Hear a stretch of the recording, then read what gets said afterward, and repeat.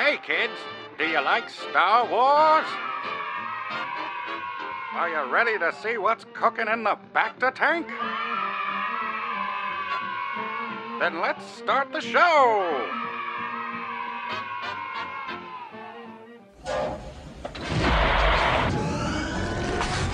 Warning from the BACTA tank contains adult language and discussions. If you're easily offended, do not continue. We would be honored if you would join us. How are you feeling? Your latest workups on your condition indicate that all damage has been reversed. Recovery is total. I believe you have been quite fortunate. No further thanks are necessary, Commander, but you are most welcome. It is my function and pleasure as a medical droid to help and heal human beings.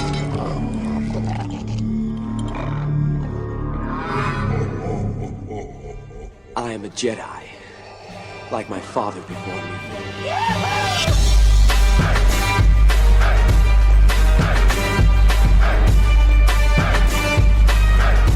All right, everybody. Hello. This is a very special edition of Star Wars from the BACTA Tank. This show is specially dedicated to the interview that we have today with John Jackson Miller. He's the writer of the brand new Star Wars novel, A New Dawn, which is actually the first installment in the revamped canon of Star Wars. As he actually explains it very clear, which is nice, which you guys will see in the interview exactly what's going on with the expanded universe and how they're wording it. Because he worded it a lot different than... Yeah. It's different when you read it in an article than when you actually hear it said, like, vocally. It makes a lot more sense, which is so stupid. But didn't you kind of grasp it a little bit better when he explained it? Yeah, I did, especially when he actually started tying in how he came up with these characters. Yeah. Really in-depth conversation we had with him today, so I think you guys will be looking forward to that. I'm sure you guys are looking forward to that. Jesus Christ. So that'll be about 10-15 minutes from now. First, a little bit of Star Wars news we want to jump into. Let's see. First off, there was an article just released on October 30th, actually, I should say, that Star Wars Episode 7 to feature a single sequence shot with the IMAX cameras. Now, I know we talked about in depth, I think a few shows ago, about IMAX cameras being used. JJ prefers to use 35mm. That's all he's ever done. He's never shot a movie to this day. Has he shot something that's not 35mm? And when I say that, when I tell people that, a lot of people are like dumbfounded, like, wait a second, Star Trek was 35mm, the new installments of Star. I'm like, yeah, every single sequence in that movie, except for a few sequences here and there that were done with the special high def cameras, were pretty much film stock. And just right there alone, because I'm a purist when it comes to filmmaking. I really am. And you know that about me, David. And when I, found that out about JJ, that he's a purist, I'm like, immediately I had a certain amount of respect for the guy. Obviously, the guy's done great work, but when I found out that he does 35mm, I just had this whole other level of respect. Yeah. And the look that it gives is just a lot more vibrant. It's more real to life looking, and it's going to have a lot more feel of the original trilogy as well. It's going to look like film stock. This article says that, posted by Variety about the IMAX technology and how it was used in Christopher Nolan's latest movie, Interstellar, it was revealed that Episode 7 will actually use this format in only one sequence. And it's supposed to be a single sequence. And now it's got the whole entire world of social media up in a tizzy, wondering what scene did they bring in a different format to shoot when they're shooting on 35mm. And when you make a big deal that you're bringing in an IMAX camera for one sequence, it makes people start wondering, what sequence is it going to be? And how epic. It's got to be an epic scene. Why shoot it IMAX? A battle scene. It has to be. Yeah, it has to be.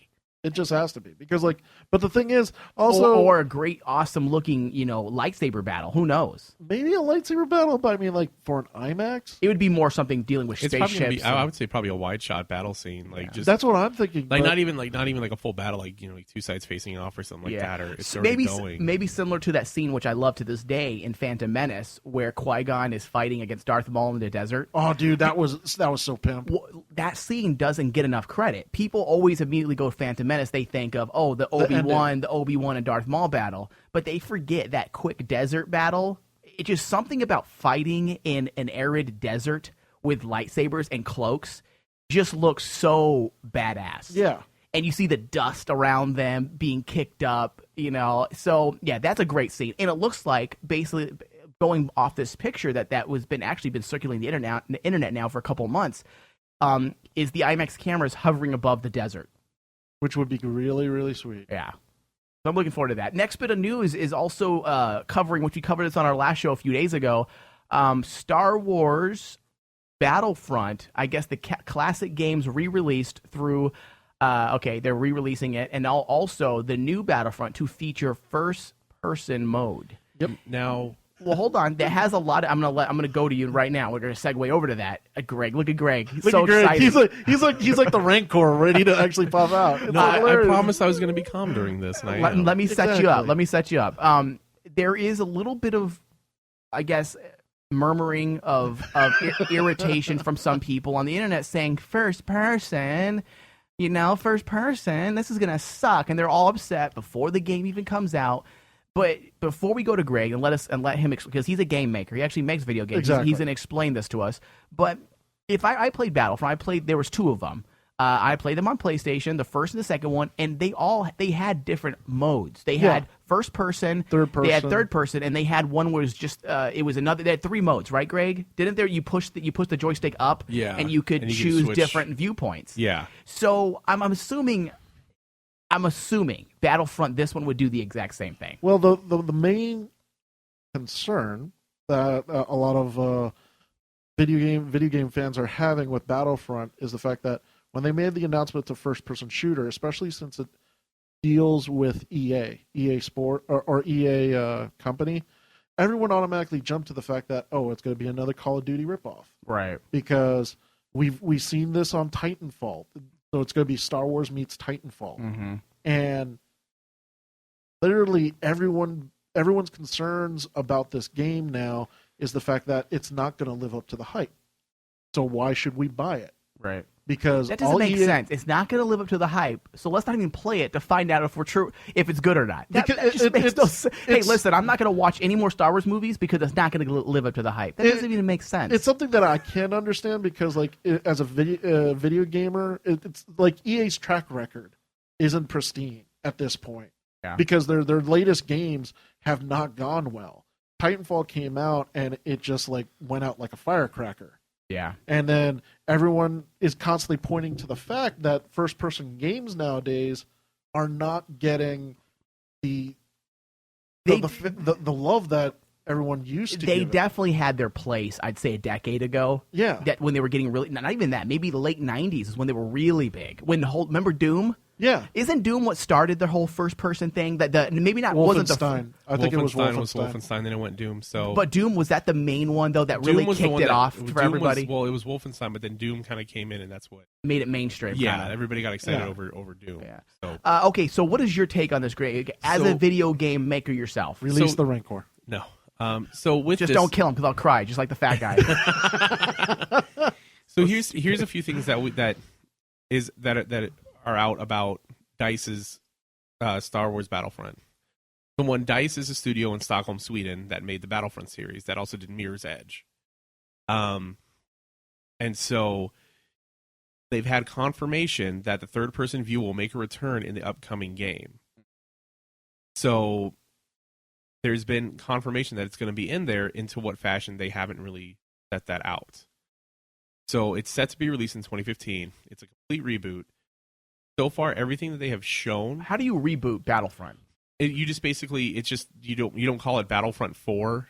Okay. Or 3. So you're starting over with. You just call it Battlefront. And most likely, a lot of the stuff that was in the past Battlefront is probably gone.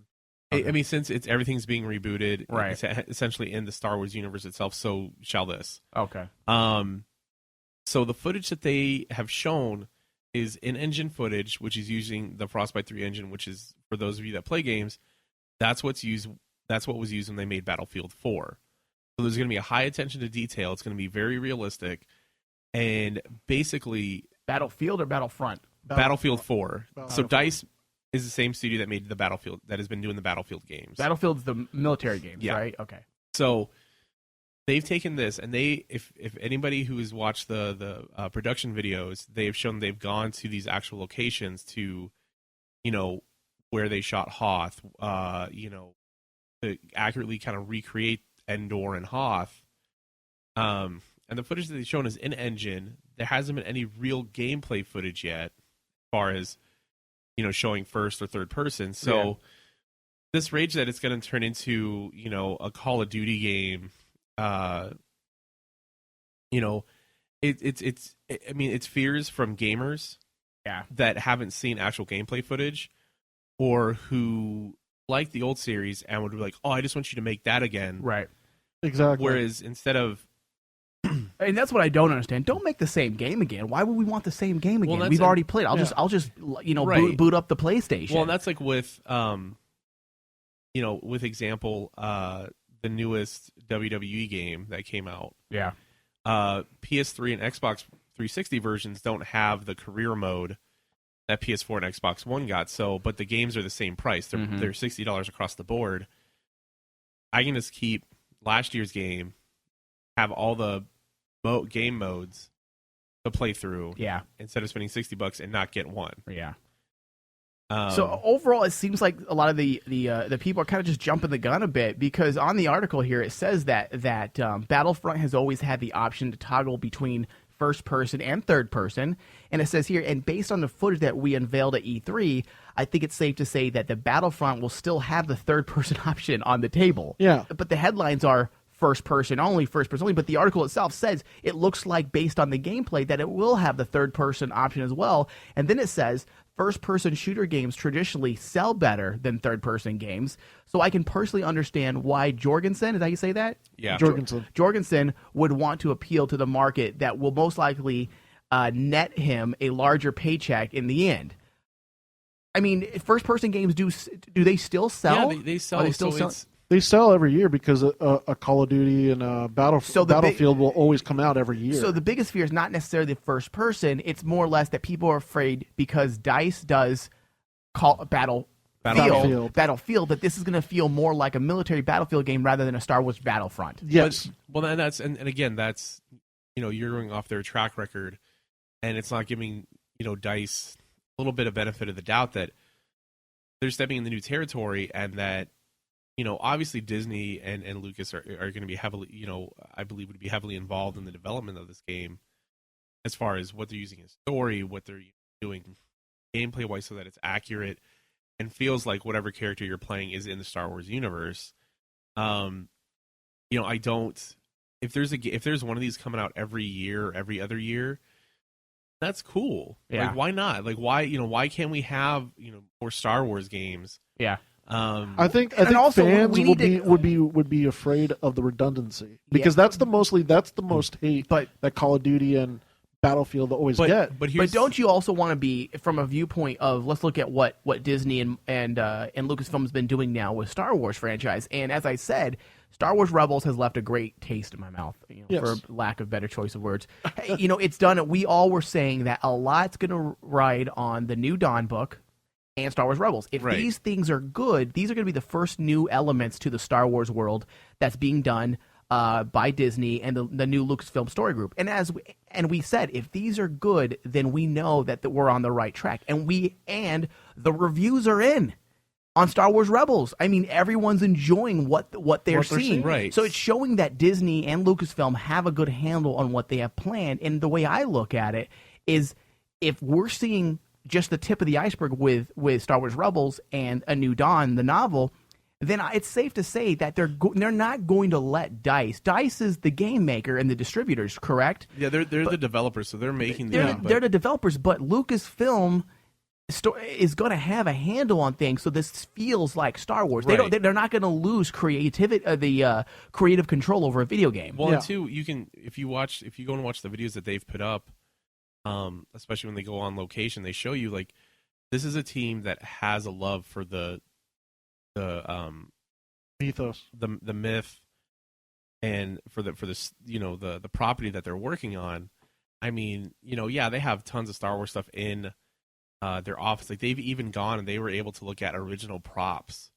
Yeah, I know. We talked about it on the show before. So, yeah, it was awesome. I think everybody's, trepidation about, it's going to be first person. I think that's taking away from the time and effort that DICE is taking into making this game as beautiful as possible.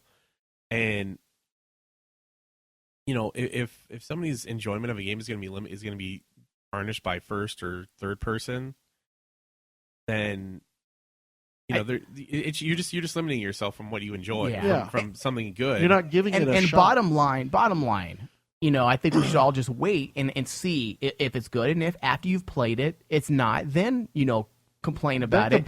Now, Greg, once again, going to you, and then we need to go to the interview with John Jackson Miller. From a video game developer side, what is your one last opinion on it? Do you think DICE is capable of creating a Star Wars game that's good with their track record? With their track record, I really liked how I'm going to go through this as far as playing previous games from DICE. Mirror's Edge was really cool. So gameplay, good. Gameplay is really good. As far graphics? As graphics, like if you look at Battlefield 4, it's, you know, I mean, even on my, you know, LCD TV, which is years old, it still looks beautiful. Like it, you know, and I've seen it where it's on, like, you know, high end machines and stuff like that, and their attention to detail is great. Like sounds, the way things react. I mean, how because you can destroy environments in the game. So like when you shoot a building and it, you know, if a rocket hits it, how does it break apart? It just doesn't crumble. Like they actually, you know, you can tell that they've taken time to figure out how something looks when it gets hit by. There's real physics behind it. Yeah. So based on what you've seen so far and what you know about the company, how many Yeehaw Lando Yeehaws do you give this? Out of how many? 5 out of 5? Yeah, 5 out of 5 Lando Yeehaws. Right now, with everything I've seen, especially the footage, I'm gonna go with 5 Yeehaws. You heard it. You heard it from Greg, a video game developer himself. And we'll be right back with the John Jackson Millimeter. Awesome. The John Jackson Miller interview.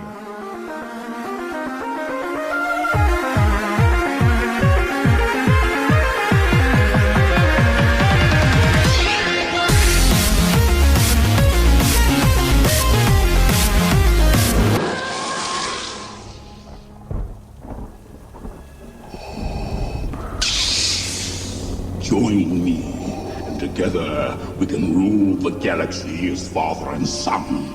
If you only knew the power of the dark side. Oh, you think darkness is your ally? You merely adopted the dark. I was born in it, molded by it. I didn't see the light until I was already a man. By then it was nothing to me but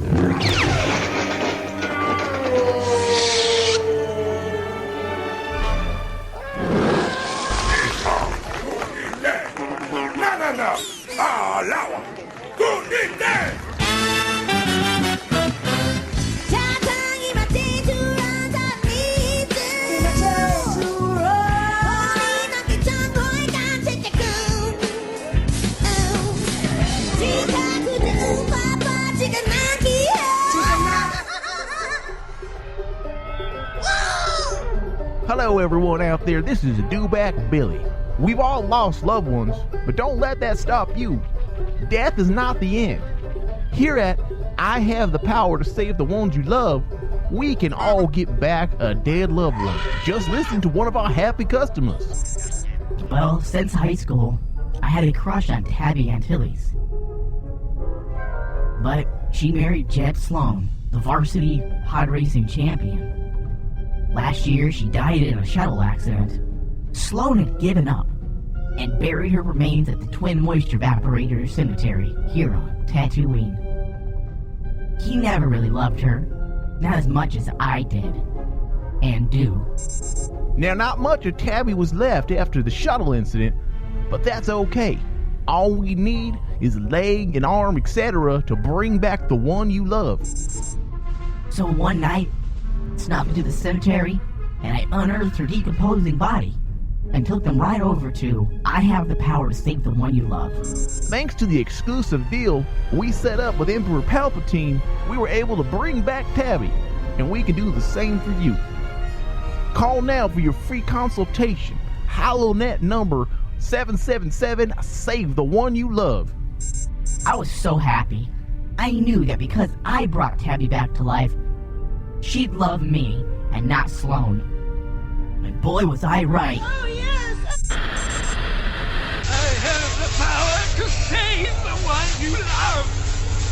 This message is approved by the Galactic Empire.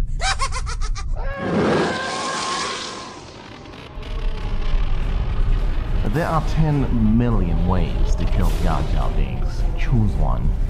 Number 3. You could dump his body into a trash compactor and let it die in Oga. Eat him. Into the garbage, fly boy. How rude.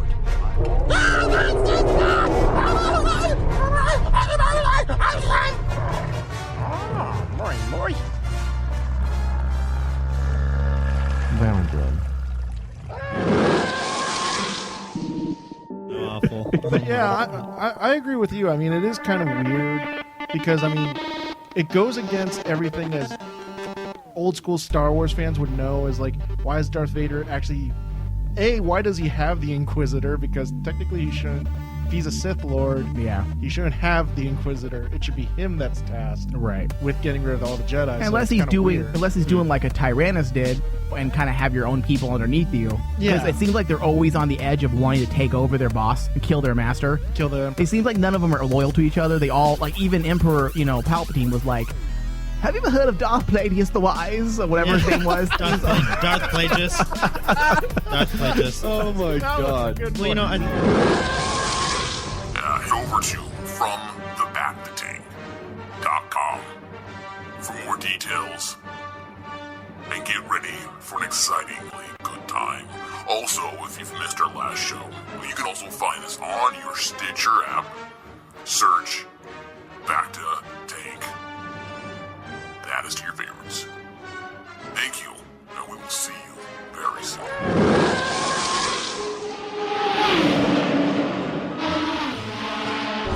You're listening to From the BACTA Tank on Rain Man Digital.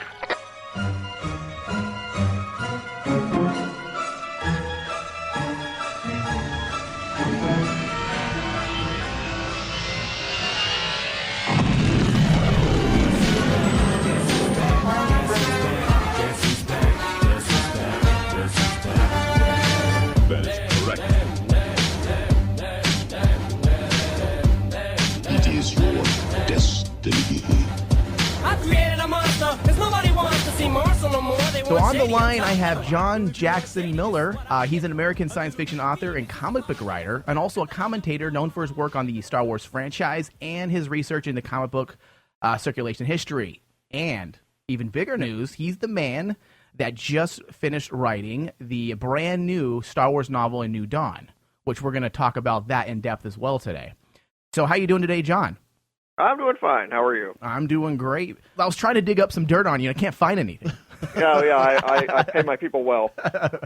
Thank you very much for doing the interview. I know you were a very, very busy man. It's been a crazy year. Wrote 2 novels back-to-back here in the first part of this year, and in the last couple of months have been all promotions.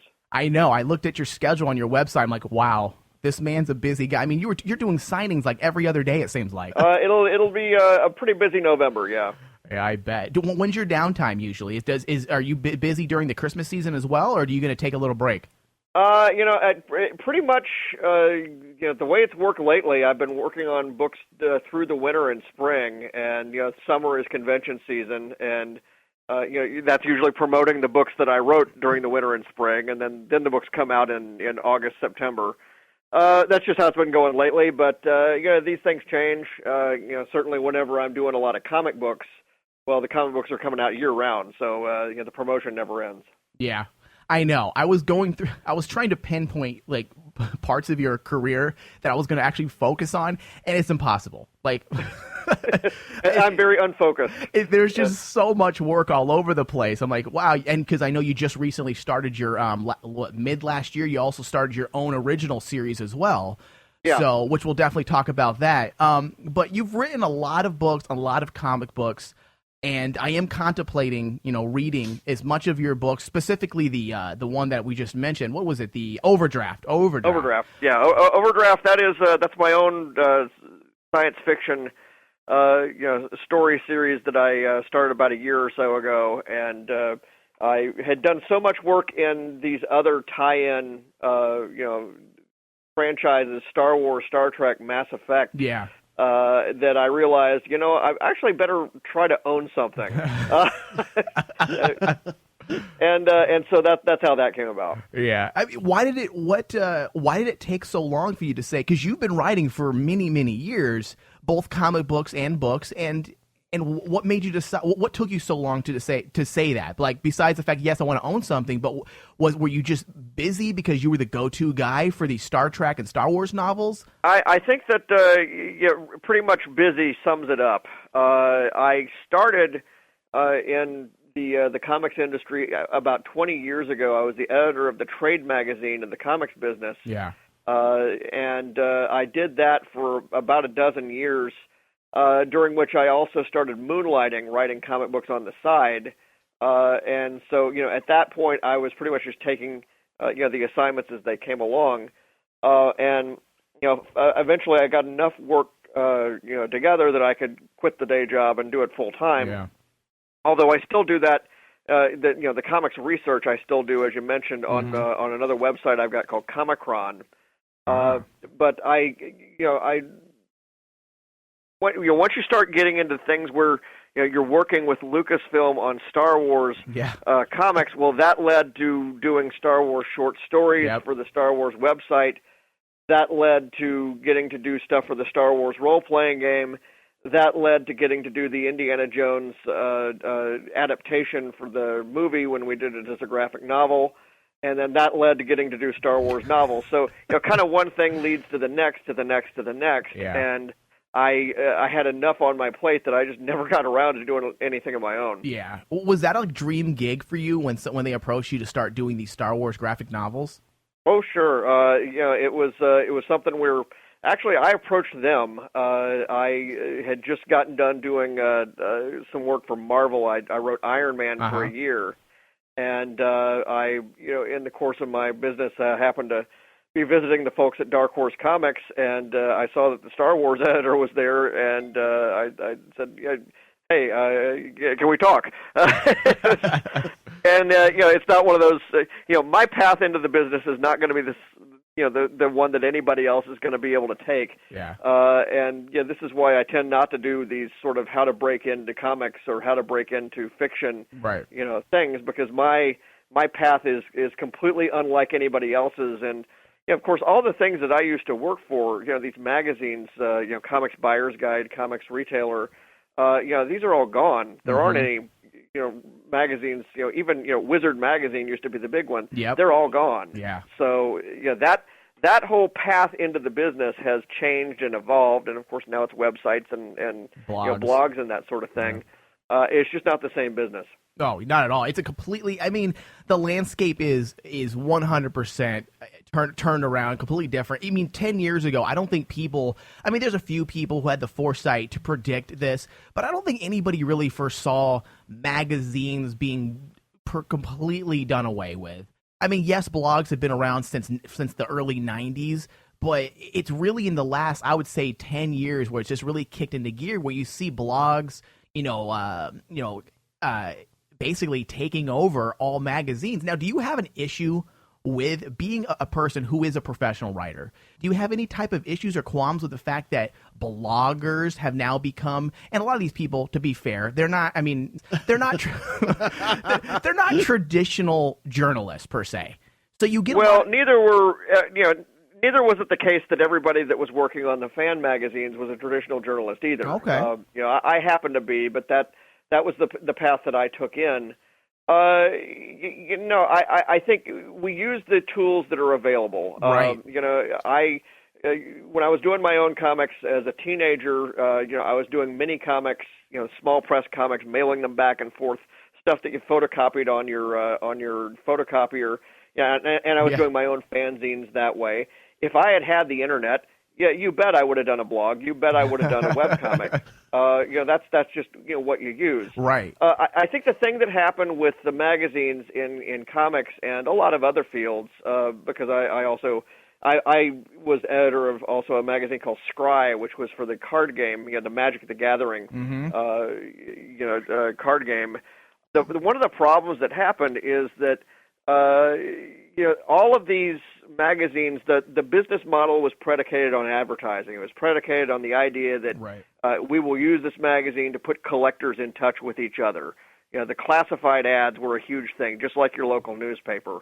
And just like your local newspaper, the internet killed that business. So really, it wasn't the blogs that took out, you know, these publications nearly to the extent that it was eBay.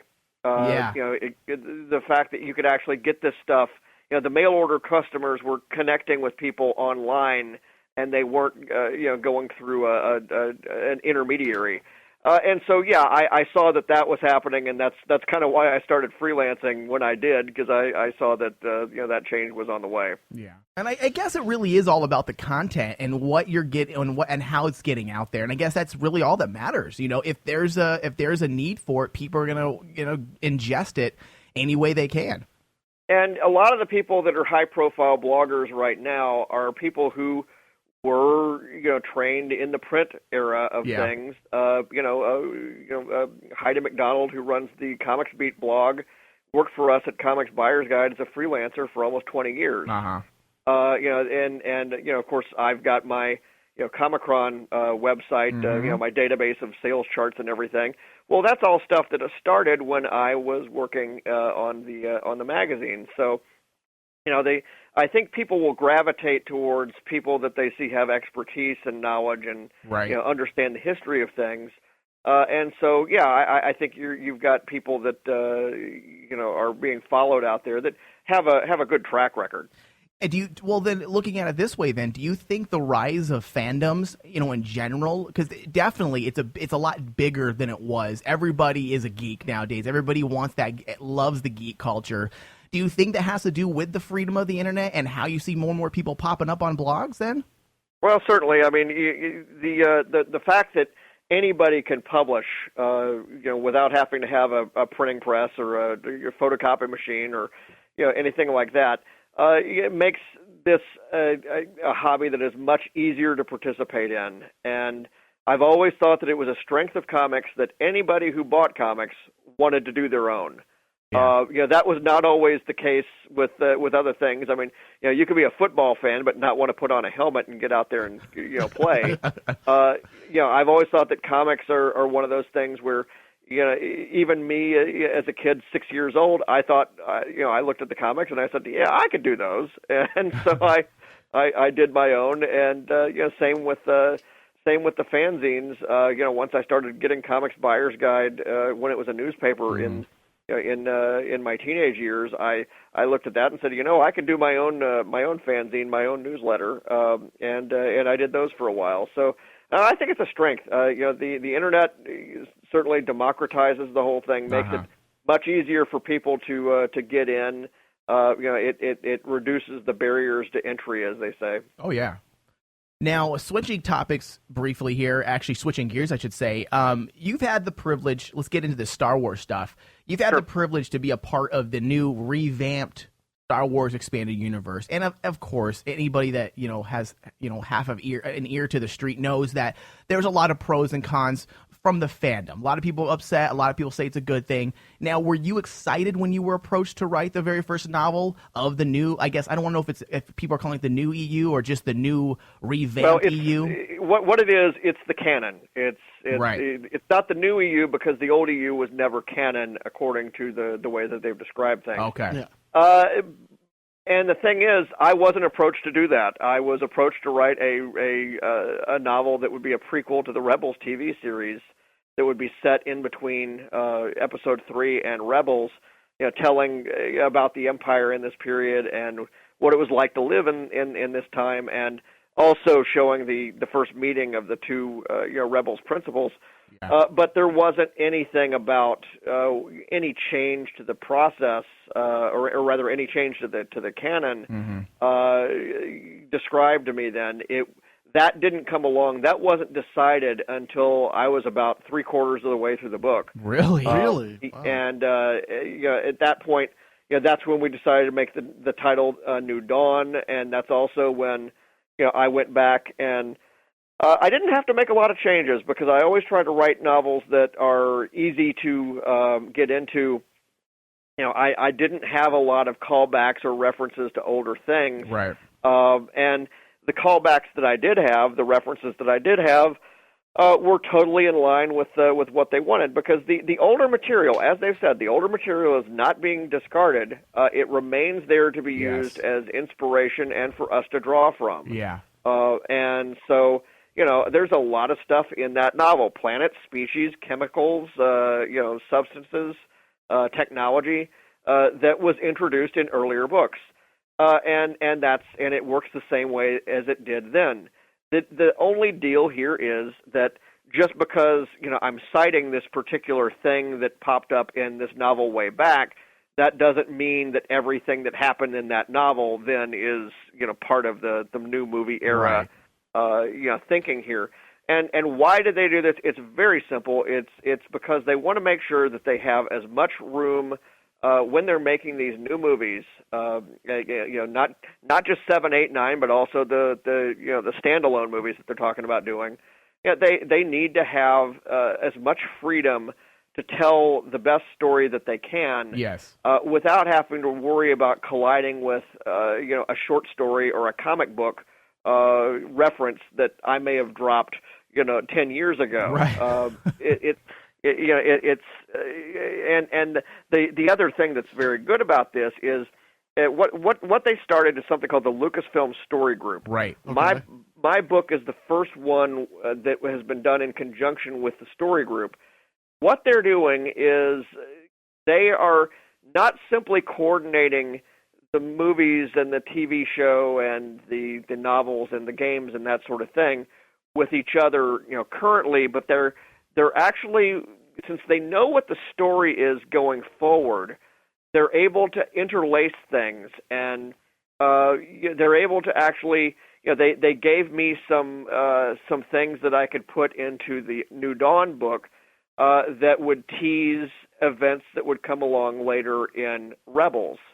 And also, because everything is now on the same level, it's entirely possible, or it's a lot more possible than it was in the past, I'll put it like that a character or a concept from my book could turn up in the movie, could turn up in the TV show. When that sort of thing happened in the past, it happens sometimes, but it was more of an accident or just something that it was a byproduct of the process. It was not central to the whole idea. The whole idea now is that the Star Wars story that's being told month by month by month is being told on multiple platforms and is being coordinated by this group, so that it's not something where the TV show or the movies are off in a different world, and every so often they'll drop some continuity that might interfere or conflict with something that we've got in the comics or the novels. It should all be a lot more coordinated going forward. Yeah. So you didn't really need to. So you don't know directly yet, because you started writing this novel before they decided to, I guess, change things up within the canon.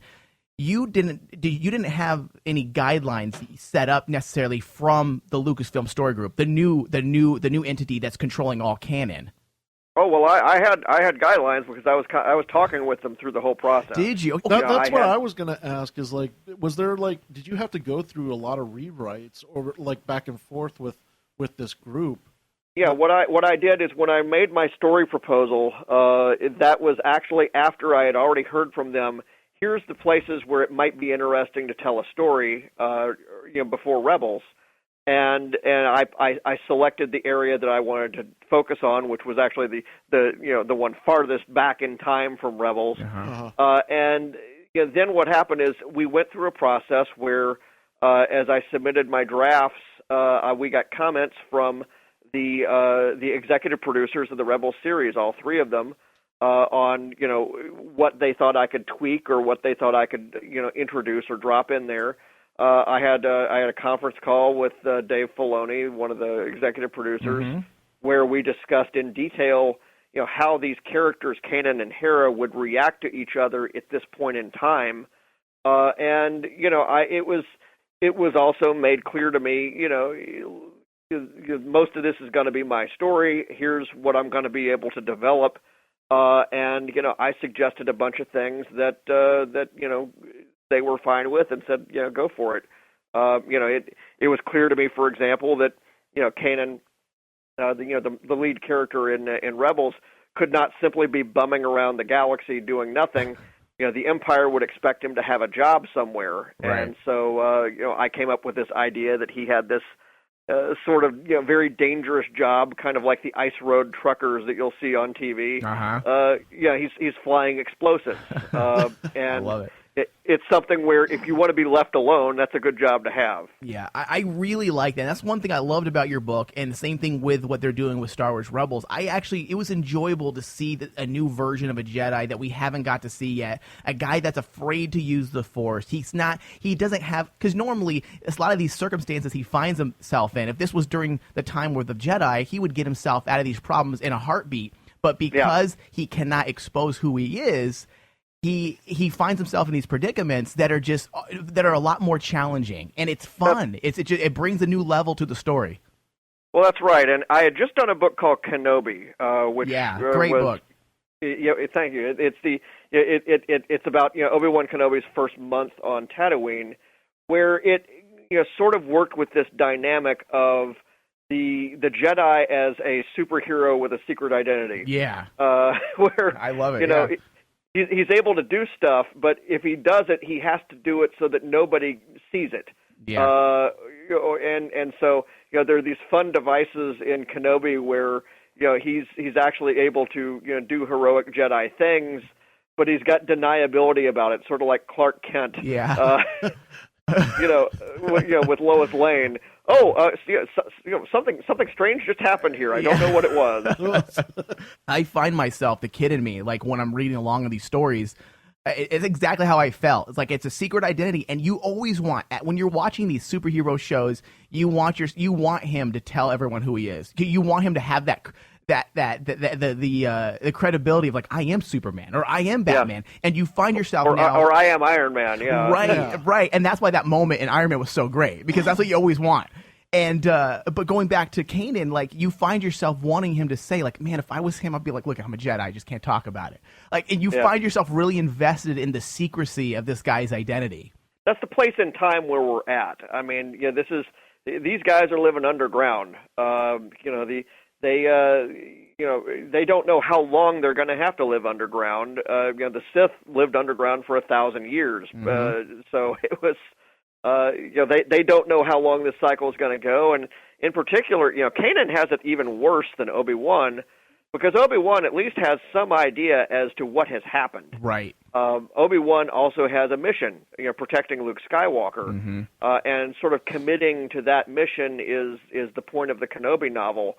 Kanan has no mission. He didn't graduate. He was just sort of barely in there, and so when he gets out. He worries about getting caught for a while, and he worries about seeing, is there anything I can do to turn this thing around? But then after a couple of years, he's like, you know what? The Jedi were the light that failed, and I guess I'm gonna just go my own way. And some of these Jedi rules, like not getting to date, were terrible anyway. So I love that line when he's in the book, when he's actually going through that thought process of dating and women and all. I was like, this is good, because these are all things you think about when you're watching Star Wars. I'm like, really? You can't date when you're a Jedi? Well, that's not fun. I'm like, I have a cool lightsaber and some Force, but who am I going to impress if I can't get the ladies? I've been critical of that in a few different books. Of the Jedi's decision not to do that. Also way back in my Knights of the Old Republic comics, we had some characters make some statements about that too. So I mean, if the children of Jedi are strong in the Force, you got to wonder if the Force knows what it's doing by saying don't date. Right. Yeah. Let's talk about Count. I want to make sure I pronounce this because I have no basis for this. Count Vidian. Is that how you pronounce his name? Count Vidian. Okay. Now he's an all new original character. Am I right am I correct? Yeah.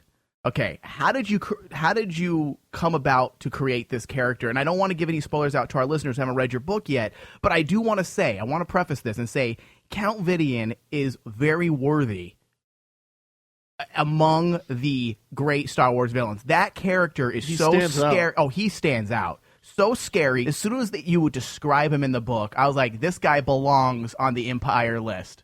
Like, he was great. What was the development process with a character like that? Well, Count Vidian is sort of the Emperor's efficiency expert. It struck me that the main thing that would be going on in the Empire right now, at this time frame, several years after Return of the Jedi, or Revenge of the Sith, the Empire would be trying to build up this giant space navy, all these Star Destroyers, Death Star, all this other stuff going on, from what had been the Republic, which didn't even have an army. So it struck me that there would this huge military industrialization going on, and that somebody had to be in charge of that. And certainly in Hitler's Germany, there were guys like that who were sort of the uber managers, the super guys. And it struck me that Vidian would be a character who probably would have been important and powerful and rich in the Republic days. And he's sort of this corporate takeover artist, this corporate fix-it guy who goes in there and turns around industries. But he would have made the jump. He would have signed on with Vidian. Signed on with the Emperor. He would have been a full-throated supporter of the Empire, and that he would be sent from planet to planet, getting these old industrial worlds knocked into shape so that they could do what the Empire wanted. And he also happens to be a cyborg, and this is one of those things where he's taken his philosophy for manufacturing. And sort of let it play out with his physical body as well. He's optimized everything about himself so that he's more efficient, so that he's more effective, so that he's more frightening, and so he's somebody that is able to walk through this book and leaves destruction in his wake. And at the same time, he's somebody that previously had a cult of personality around him, such that there's one of the characters in the book, Skelly, who is actually thinks of him as sort of a hero for a while, right? And then of course things go wrong. Exactly. But yeah, that's what I wanted with Vidian was somebody who sort of existed in a different place from Vader in terms of the Emperor's minions. This is a guy that gets down and dirty with the logistics of running an empire. Yeah, and his presence that you created was so well done because I could picture him immediately, the uncomfortable awkwardness in a few of these scenes that you wrote, where I could imagine it on screen if I was watching it as a movie. Because, I mean, just the awkwardness where people are talking to him and he just kind of shuts down because he's communicating in his head on the comm links. Yeah, and I'm like, you imagine if we were watching that, it would just be this, if you were that person trying to communicate with him, this overbearing, scary-looking guy, empowering figure is just silent, staring at nothing. I mean, it's just the awkward fear that this guy creates in the characters. It definitely came through in the writing, which is good. And it's like, just like what you said, it's like that efficiency. It's not like Darth Vader, where Darth Vader is like very threatening physically. More or less, Count Vidian. I love the fact that you actually brought it up, like the whole connection with like World War II and the Germans and the SS, because he is that, like, his villainy is his efficiency. Yeah, and it's a simplistic efficiency, and it doesn't matter how it gets done; it has to get done. Yeah, that's right, and I draw a lot on history for a lot of these things, and as I said, certainly there's that World War II connection with the Germans. There's also, though, I mean, my graduate degree was in Soviet studies, and yes, so, I can tell. I can, and so I look one of my models for what things were like at this time was the Soviet Union in the 1920s and 1930s when they're industrializing. Millions of people are killed in the course of reorganizing agriculture, reorganizing all of the different industries. turning that country from a farmland into a place with smokestacks over the course of 20 years. It struck me that would be sort of the feeling that would be out there, as this, as the Republic slips into this totalitarian state. Yeah. Well, I could definitely see you have a political eye, which is good because it stays true to Lucas's. Because there's a lot of books that don't really focus on the political side of things, and even though it's not very overt, it very much is within the subtext. I can tell that you draw a lot, even on current topics, particularly with the surveillance aspect and how they're interfering with every portion of our life. That's very relevant and timely for what's going on right now. And I think that's key to having a successful book, whether it be, science fiction. You can always put a little bit of relevant, timely information into your book and make it feel that much more real, and that we can connect to it that much more. And that's what made this book stand out to me. Among the many Star Wars books I've read, is that you delved in, you weren't preachy, but you delved into real life issues and made this story seem real. Well, I mean that's an interesting thing there, because we do have that surveillance subplot that's in there, and I knew as I was writing it that there would be people who would say, oh well, this is ripped from today's headlines. This is all Edward Snowden. The fact really though is there was never a moment where I wouldn't have done an Imperial novel without surveillance in it. And the real inspiration is actually probably more 1984, George Orwell, than anything present day. But I did want to have this character in that storyline, in that subplot, Zaluna, who is actually part of the surveillance state, and it's her job. She actually thinks that what she does is, good for the people of the planet that she's on. But, like the people in the other parts of the Empire, she sees what she does slowly being corrupted and made worse and worse and worse by the touch of the Emperor. It's one of those things where, I guess we profited a little bit from the fact that it was a high-profile thing at the moment, but I think even if you write this book in 1985, or you can't write it before Star Wars, but the Empire would have been spying on people no matter what. It makes sense. In fact, there was sort of I think even in the Star Wars holiday special in 1979, they had or 78 it might have been. They had a two-way TV screen or something like that in the Wookiee's house. I'm trying to remember. Did they really? I do remember that. You're the holiday special, David. Yeah. Freak over there.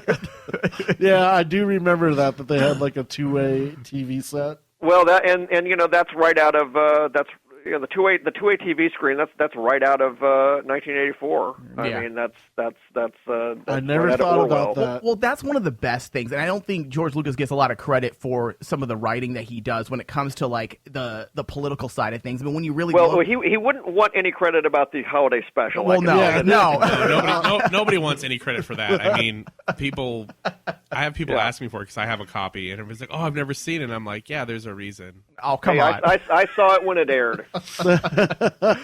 Okay, what did you think back then when you watched it? The very first time you watched it, what did you think? I thought the Boba Fett cartoon was cool.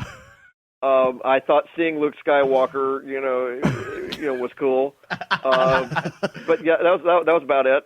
Yeah, it's the two parts you really like. And of course, I'll watch. I will watch Harvey Korman and B. Arthur and anything. B. Arthur and anything. Yeah. So that much is cool. But yeah, it was clear that a lot of the other people did not want to be there. I thought the hollow, like the little hollow. Little dance scene, like little circus that the kid watched. Yeah, I think that was the two-way TV scene. I was just like, I was like, do I have to be on acid to really understand what's going on here? Yeah, this was really more 1970s television than anything to do with Star Wars. And then somebody had asked me that at a comic book shop they wanted to see it, and I played it in the scene where the Grandpa Wookiee puts the headset on, and I had a parent walk up going, is this like a simulated sex? And I go, I don't know. Oh, Jesus. I was like, Beats me. Yeah. All right. Well, are there any other plans to use you within the expanded universe anytime soon? Like comic books? Do you have anything in the works? Well, the rules always are, unless something's announced, I can't say anything about it, and so it's one of those things. What if you tell us off the air? We'll turn off the recorder. I promise. No, it's one of those things where whether I have something or not, I wouldn't be able to say. So here we go. Don't say anything if you do. Ready? Okay. And See, that's the trick from All the President's Men, and they got it wrong in that movie too. So just nod twice, okay? That's it. Yeah, no. They if you're doing something, knock 3 times. No, I certainly enjoy working in Star Wars in the Star Wars sandbox, and would always be happy to do so again. And I'm always working on something.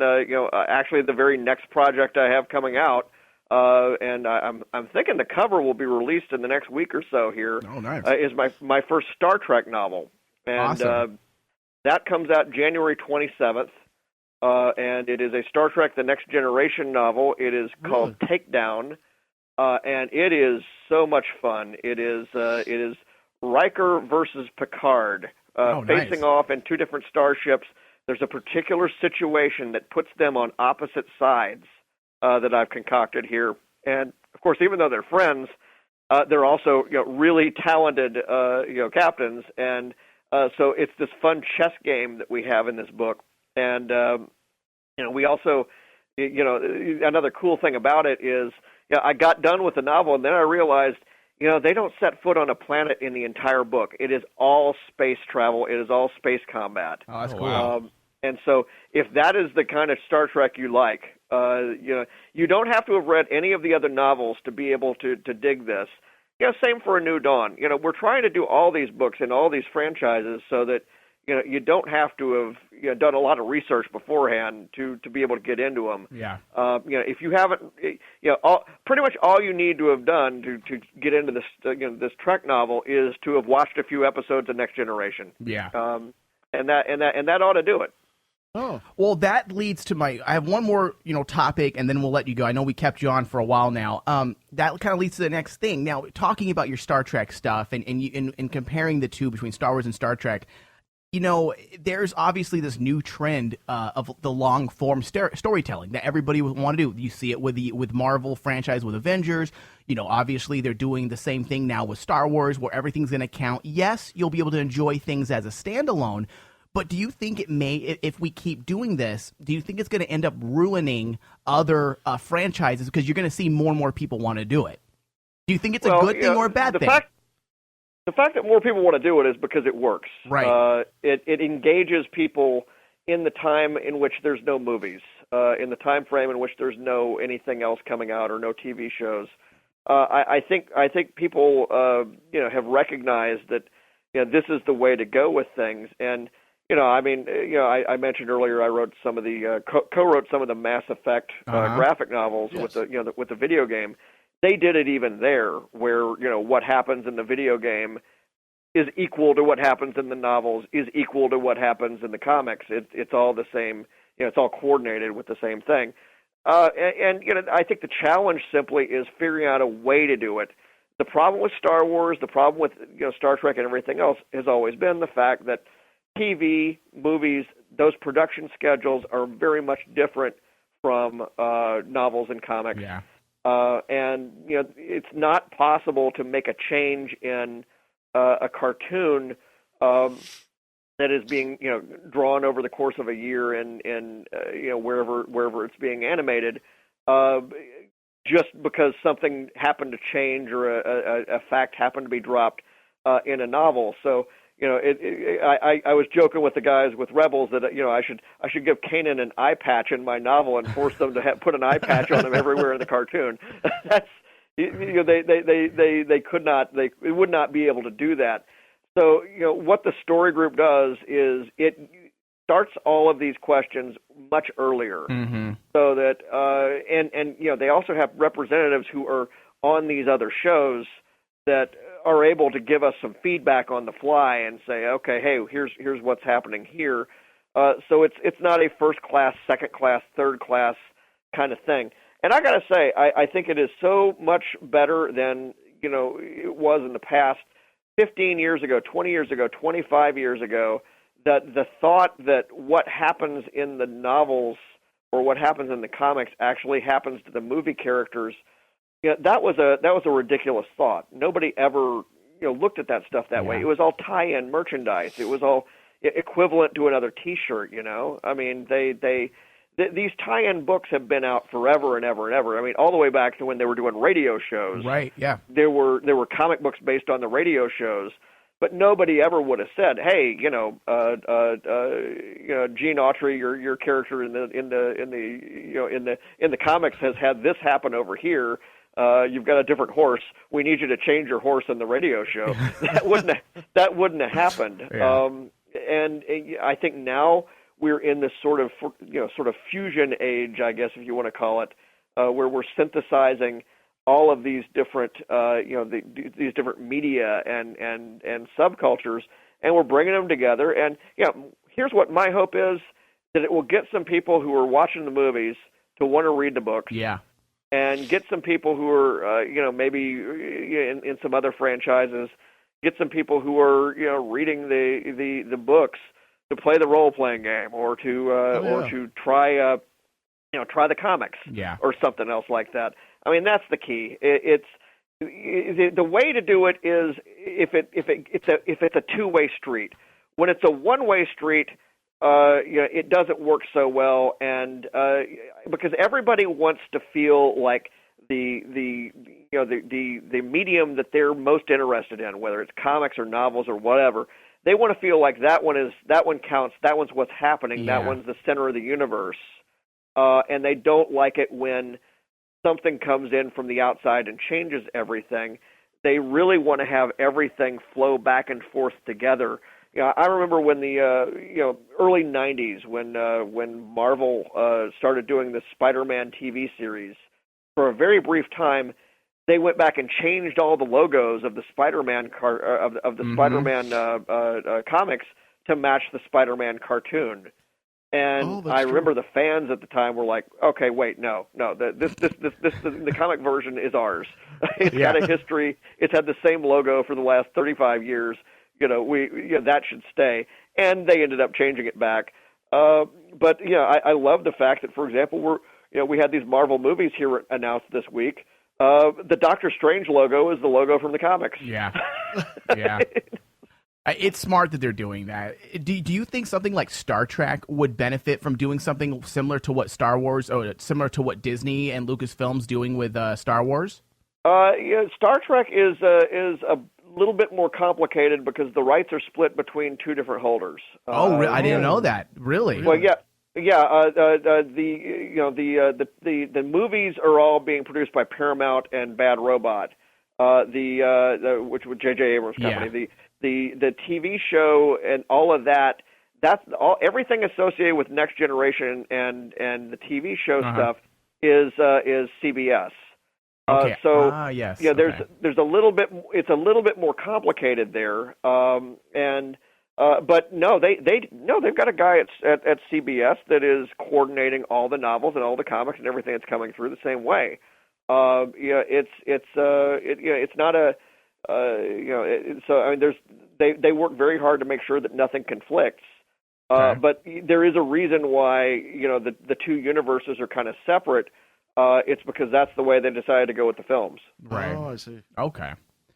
Now, briefly, the Overdraft series, again, your original story, your narrative story, that's available now, right? And now you can get it as a whole, correct? I know you were doing something kind of creative with it. You were doing like the old school serials. You're just releasing them. We released a book serialized with that, and I've also done some other short stories associated with it. And people can find this on Amazon. Just look for Overdraft and you'll find it. Overdraft is a science fiction story set in the 22nd century. It is a time frame in which Earth has been welcomed into the galactic trading community, and so there's big business is the order of the day, and the story focuses on a sort of a Wall Street hedge fund stockbroker who from the safety and security of his desktop, he accidentally bankrupts his interstellar expedition. And the mercenaries with the expedition don't want to go off into unemployment, so they come back to Earth and they grab him and they say, okay, you're coming back with us to the frontier, to the most dangerous planets where no one has ever traded with these aliens that are out there, and you're going to get our money back one planet at a time. Oh, jeez. And it's a fun story where they're actually on a deadline in the first storyline where he's got to make $100 billion in 100 days, and so we've got these mercenaries and this traveling salesman, and they hate each other, and it's just a whole lot of fun. And the fact that it was released as a serial gives it sort of that Planet of the Week kind of feeling. Yeah.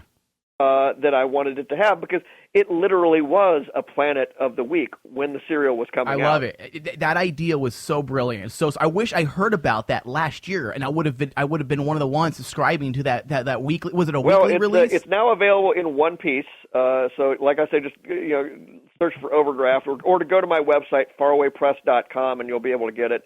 There's also a short story prequel which is out there, and that's just like 99 cents. And then there's another story which is in that universe coming up in an anthology that releases, I guess November, called Apollo's Daughters, and my story is the lead story in that one. And that is, again, another sort of fun chapter to all this. I will return to that universe to do more at some point in the future, but it's a matter of getting enough time. Yeah. Well, look at you, John, a busy man. I mean, seriously, do you have time to, do you have any hobbies, or do you I mean, I'm serious. Do you have any hobbies, or do you find yourself doing, or is your hobby your work, or writing? Well, this is the problem, is when your hobby becomes your job, you got to find something else. I don't do a lot because, again, I'm playing catch up on all this stuff. Yeah. Really, that Comicron site is close to how I interact with comics as a hobby right now. What that site is it's the world's largest database of comic book sales figures. So I've got data going from the 1930s all the way up to last month, and so it's a place where people go to kind of settle arguments about what's selling better or what's selling worse. And it's also a place where collectors who want to know, hey, how many Walking Dead ones were out originally, right? Can get that information. And I think that's vital because it takes one of the big question marks always out of these transactions. How scarce is this thing? And then it also, and really the reason that I do it, the larger point of it is to kind of give some context, give some perspective as to the comics industry, and to really help people understand that comics have been around for all this time. Yes, comics have had their ups and downs. Comics have nearly died 3 times. Yeah. That's what Will Eisner used to say. But every time we invented a way out of it, we came up with something, and it's come back better than before. And right now things are doing very well. Yeah, definitely. It's definitely I would call it. Would you call this the golden age of comic books right now, or do you think? No, that was 1937 to 1945. I missed that one. Or so, I missed that one.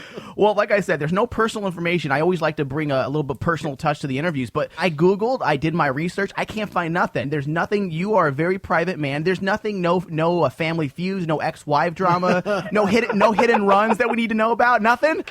Well, no, my wife and kids, we occasionally will go out to the conventions together. It's just, my kids are kind of blasé about what Dad does for a living. It's a strange thing. I would be excited. I wish you were my dad. Well, I tell you, they weren't nearly as impressed by Star Wars as they were when I finally got to write some Simpsons. Really? Because I wrote some Simpsons comics, and they thought that was great. So they thought that was cool. So. It's sort of a, I guess when you live around all this stuff all the time, it's sort of, just part of the background. Yeah. I did find, however, that you did attend school with Chris Hardwick. Oh, yeah, Chris. That's all over the internet. Did he try to put you on his game show Singled Out at one point? No, actually, when I was watching that show, I didn't know that was him. I was like, that looks like him, but I can't believe he'd be out there. That's so funny. Chris was a freshman when I was a senior, and actually, Chris was my he was my appointed freshman to torture during freshman initiation. Oh, that's funny. Oh, really? Poor guy. And he was. And the thing is, I hated hazings, and I couldn't stand that. So I cut him loose after day 2. But he was having so much fun with it. He kept doing everything all the other kids were doing, the dress up and everything like that. And you could just tell back then this kid's going to be an entertainer. Yeah, he's a funny guy for sure. Anyways, all right. Well, thanks for your time, John. That's it for today. And hopefully, maybe down the road, you come out with another book. We'll get you back on and discuss that. I'm really enjoying your work so far, John. Thank you so much for your time. Well, thank you. And folks want to find out more about my stuff. Farawaypress.com. I've got behind the scenes pages on there for every book that I've ever done, except for A New Dawn. I need to get that one done and get that one put up there. Yeah. And then on Twitter, I am JJM Faraway. All right. You heard the man. Go check him out. Thank you so much again, John. You're welcome. Bye. Bye-bye.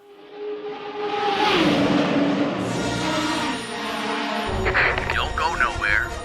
More BACTA Tank is coming right up.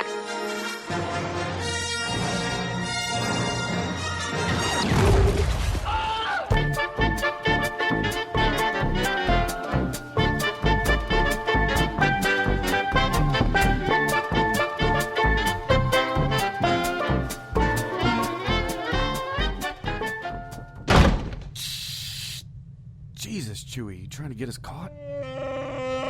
Where's his keys? Oh, there they are.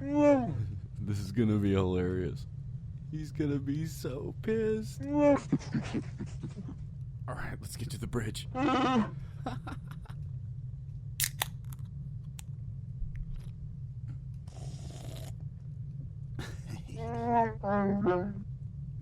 I'm fine to drive. Oh.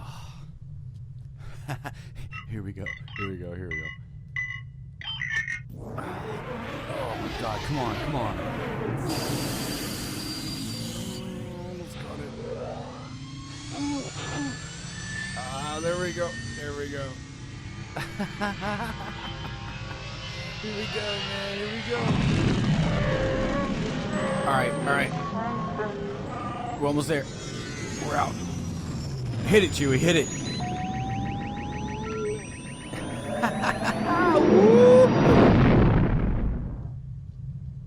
Hey, Chewie. Let's get Solo up on the comm system.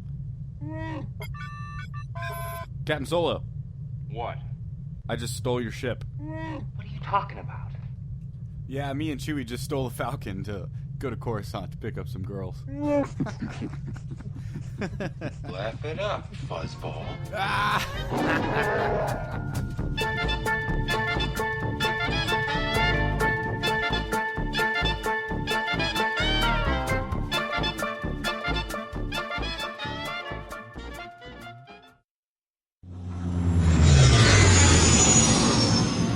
And now we take you to the set of Star Wars standalone movie, John Connor vs. Jar Jar, directed by McGee. I'm trying to fucking do a scene here and I'm going. Excuse me, sir. Yeah? You're needed on set? Yes, Jar Jar is causing a scene. You keep talking while the camera's rolling, and Christian's getting really angry. Really angry. I think you should come out. Yeah, okay. I'll be right there. You don't fucking understand what it's like working with actors. That's what that is. Not really, no. That's what that is, man. No. I'm telling you. I'm not asking, I'm telling you. You wouldn't have done that otherwise. Well, that smells stinker with. Stay off the fucking set, man. For fuck's sake. Right, let's go again. Misa back. I'm gonna fucking kick your fucking ass. You don't shut up for a second, alright? What the fuck are you doing? Alright, can we just calm down here, everybody. Let's get back to work. You got fucking something to say to this prick? Oh, yeah. Well, I didn't actually see what happened. Well, somebody should be fucking watching and keeping an eye on him.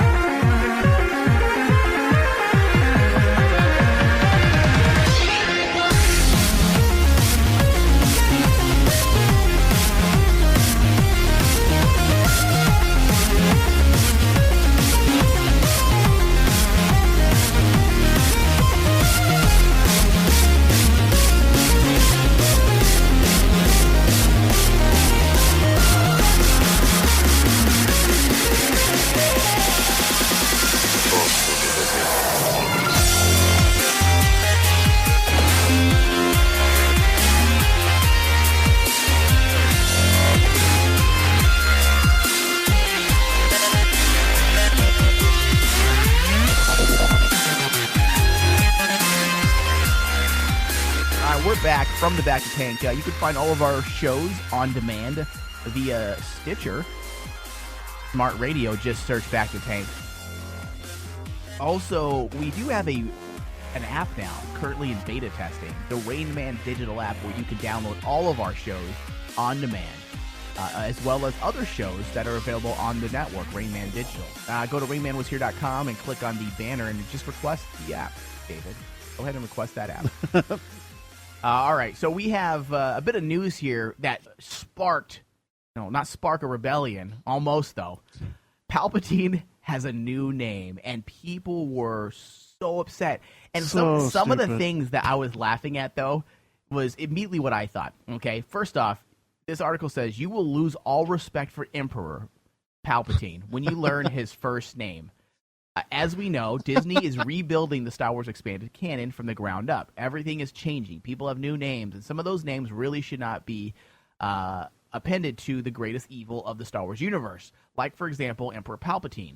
His name is now Sheev. Is that how you would say it? Sheev. Now, there are a lot of folks out there that are so upset. Like, oh my God, they're taking the fangs out of the Emperor and they're giving him a name called Sheev. I'm like, it's such a stupid name. I'm like, yeah, because Anakin and Lando are such normal names. Star Wars is filled with odd names. Yeah. Han. Yeah. Neenum. Like, I mean, come on. Greedo. Boss Nass. Jar Jar Binks. I mean, we can go on and on with almost every Star Wars character that has. I mean, Sidious isn't that cool when you think about Darth Sidious. Let's really break down these names. Count Dooku, Duke. Come on, no, dude. Boba. He's named after a drink. Yeah, Boba. That's probably the worst name in Star Wars, and yet we've adopted it to something badass. Yeah, because it's not about the name; it's about the character, and I think we get over those names.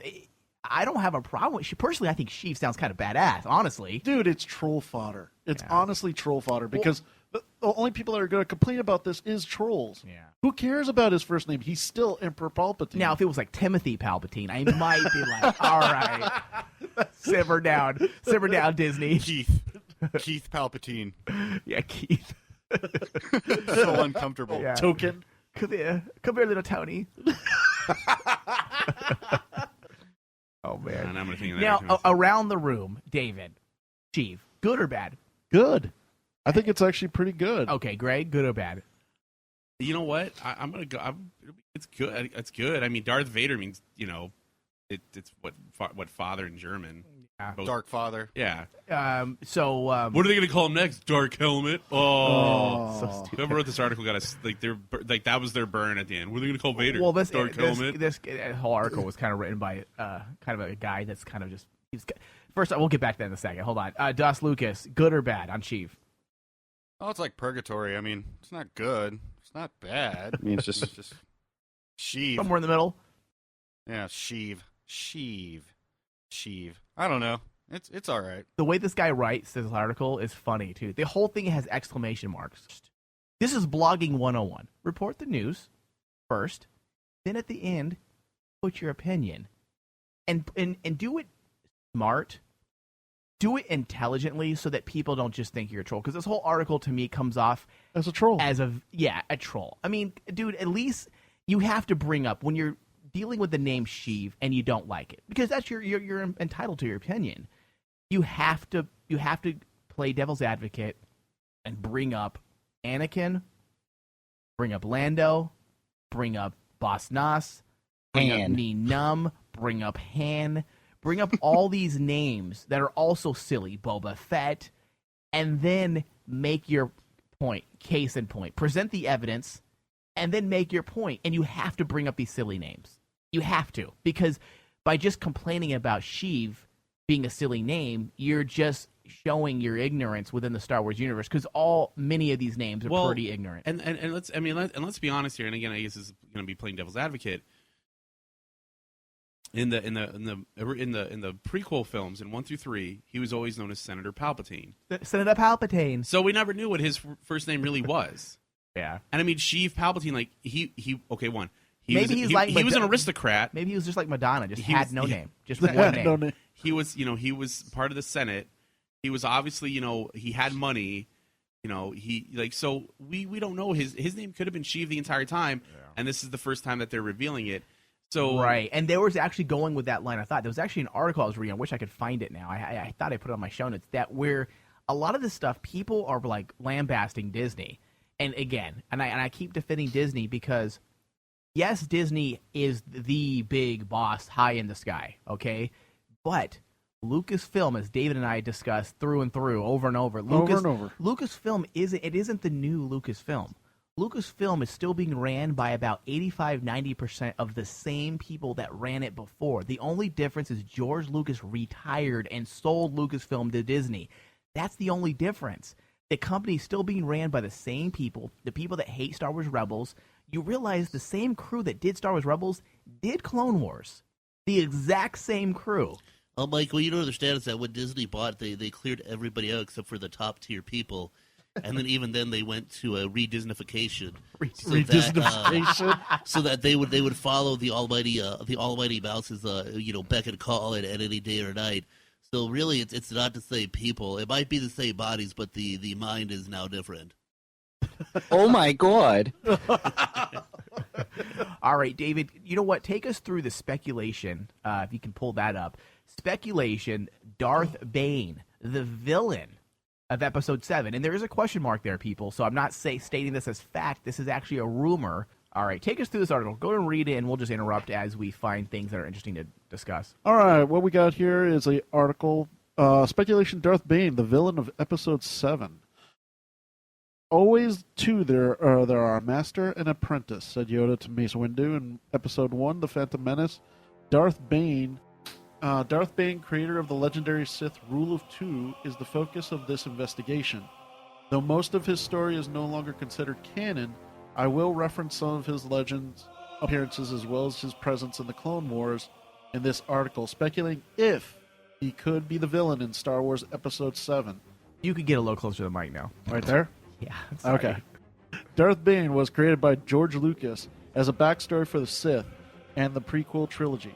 First mentioned in The Phantom Menace novelization by Terry Brooks back in 1999. That's awesome, man. His life was further fleshed out in Drew Karpyshyn's Darth Bane trilogy of novels and also a comic series called Jedi vs. Sith.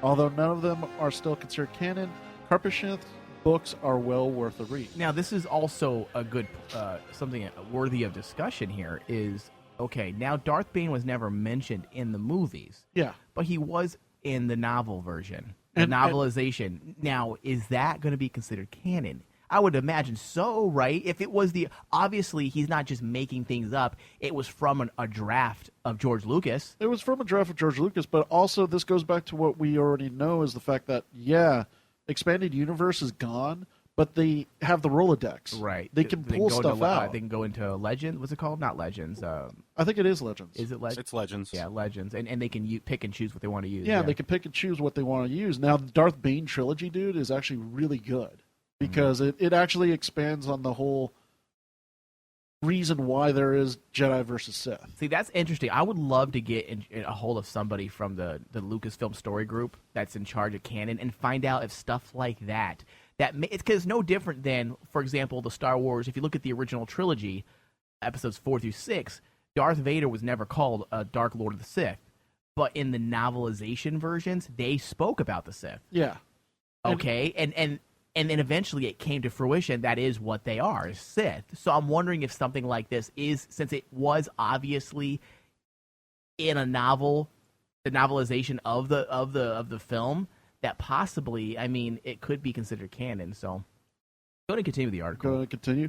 Okay, let's get into his life. According to the current canon, over 1,000 years prior to the Clone Wars, the Sith were believed to have been wiped out by their own infighting and rivalry. Rising from the ashes of the old Sith Order was Darth Bane, the sole survivor of the Sith. He realized to overcome the Sith's natural nature to fight for control, there can only be two Sith at a time, a master to embody the power, and an apprentice to learn of and covet it. Eventually, the apprentice would become powerful enough to stand and challenge the master, ensuring that the greater and stronger Sith would always be in command. At that point, the apprentice would go on to train his own apprentice, and cycle would continue. And now I wonder if any of that was actually written by Lucas. Now, obviously, he probably came up with Darth Bane, okay, but I wonder if that actual backstory was actually written on his little notes that he likes to write.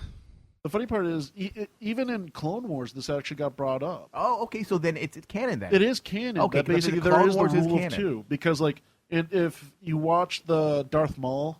Wait, they the bring whole up Darth Maul- Bane in the Clone Wars? Yeah. Okay. Because when Darth Maul goes and takes Savage Opress, Yeah.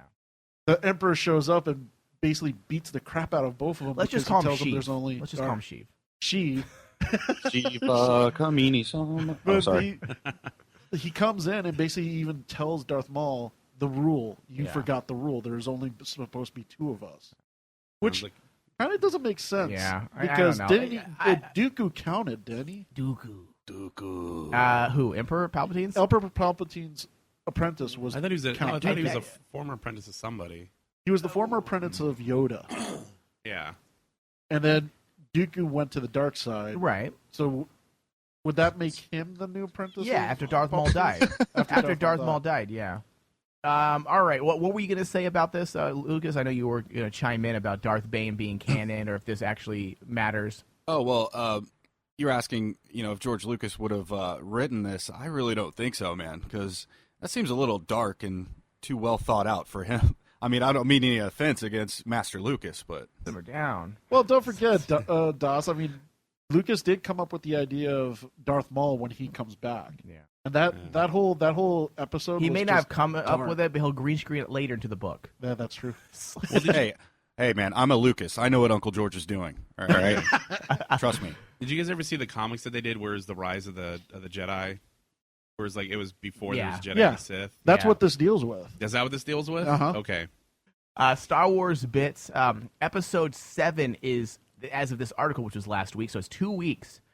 2 weeks from completion. How many movies are coming, plus posters, rumors, and rumors rebels? All right. 2 weeks from being done. I'm surprised we haven't got something yet. Do you think, we've said this time and time, or discussed this time and time again, when do you think we're going to get a teaser from all this footage? I think either they're going to wait till Christmas. You don't think the Super Bowl? Well, no. Well, let me finish. Either Christmas or Super Bowl. I still say May the 4th.